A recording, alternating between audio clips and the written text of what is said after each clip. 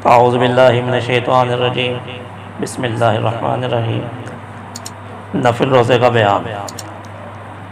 مسئلہ نمبر 1، نفل روزے کی نیت اگر اس طرح کرے کہ میں نفل کا روزہ رکھتا ہوں تو بھی صحیح ہے، اور اگر فقط اتنی نیت کرے کہ میں روزہ رکھتا ہوں تب بھی صحیح ہے۔ آگے مسئلہ نمبر 2، دوپہر سے 1 گھنٹہ پہلے تک نفل روزے کی نیت کر لینا درست ہے۔ اگر 10 بجے تک مثلاً روزہ رکھنے کا ارادہ نہ تھا لیکن ابھی تک کچھ کھایا پیا نہیں، پھر جی میں آ گیا اور روزہ رکھ لیا تو بھی درست ہے۔ مسئلہ نمبر 3، رمضان کے مہینے کے سوا جس دن چاہے نفل کا روزہ رکھے، جتنے زیادہ روزے رکھے گا اتنا ہی زیادہ ثواب پائے گا۔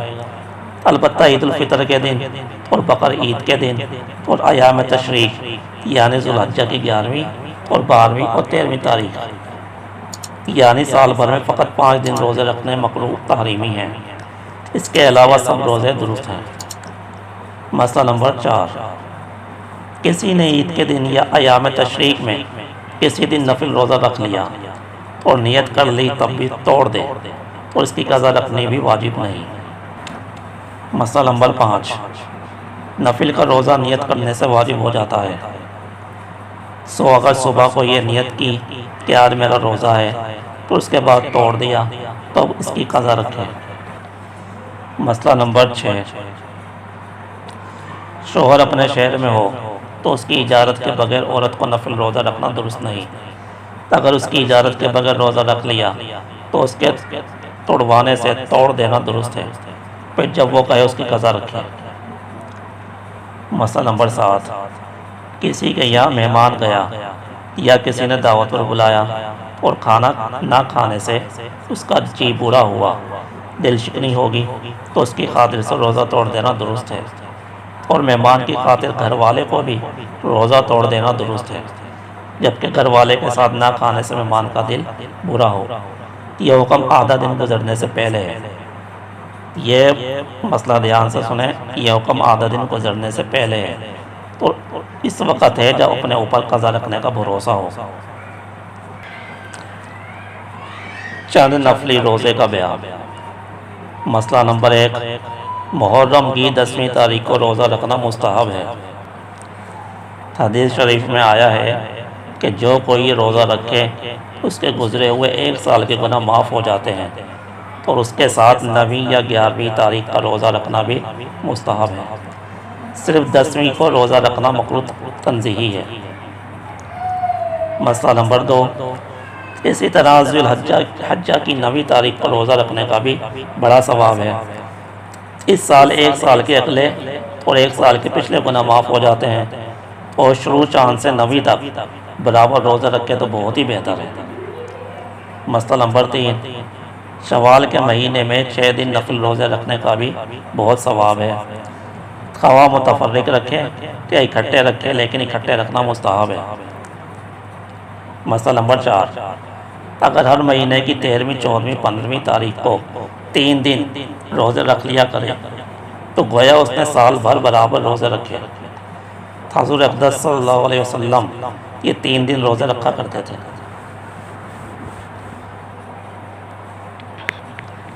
مسئلہ نمبر 5، شعبان کے مہینے کے 15ویں دن کا روزہ بھی مقبول ہے۔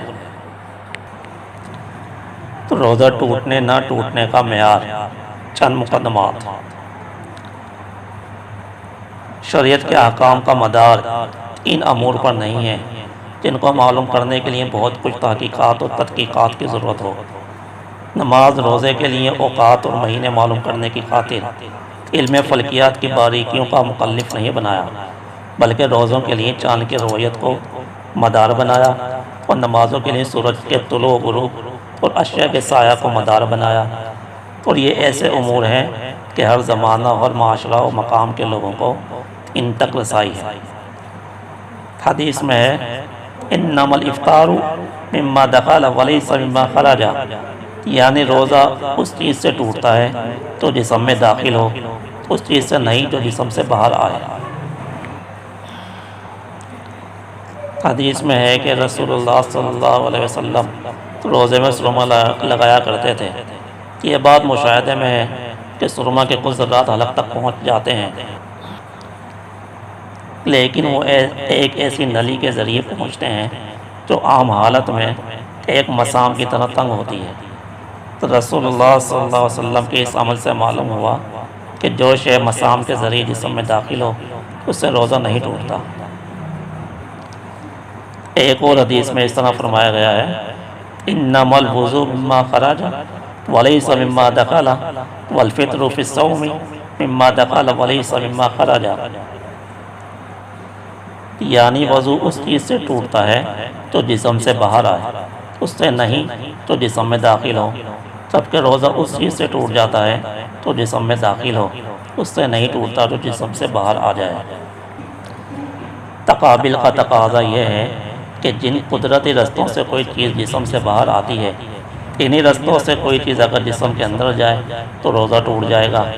قدرتی رستوں سے باہر آنے سے پہلے وہ چیز کسی جوف میں ہوتی ہے، خواہ وہ آنتوں کا جوف ہو یا مثانے کا ہو یا رحم کا ہو یا کان کا ہو، داخل ہونے پر بھی شے کسی جوف میں داخل ہوگی۔ آج کے لیے بس اتنا ہی، کل انشاءاللہ پھر حاضر ہوں گے، تب تک کے لیے مجھے اجازت دیجیے۔ صدق اللہ العظیم۔ اللہ ہم سب کو سمجھنے اور اس پر عمل کرنے کی توفیق عطا فرمائے۔ وآخر دعوانا الحمدللہ رب العالمین۔